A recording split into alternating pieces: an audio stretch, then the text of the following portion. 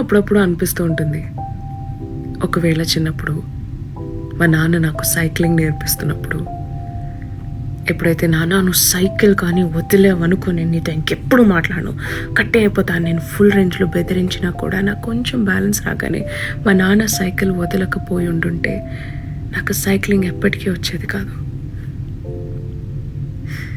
చూసి మనం దేవుణ్ణి ఎప్పుడు సెక్యూరిటీ, సేఫ్టీ అడుగుతూనే ఉంటాం. పడిపోకుండా ఉండేలా చూడు అని అడుగుతూనే ఉంటాం.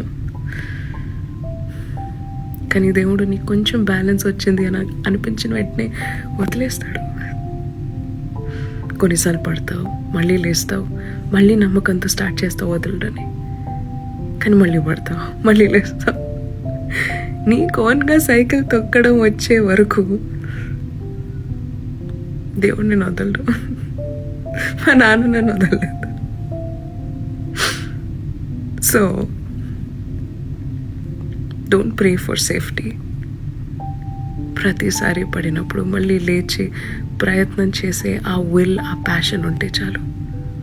జీవితాన్ని బ్యాలెన్స్ చేయటం, సైక్లింగ్ చేయటం ఈజీగా వచ్చేస్తుంది.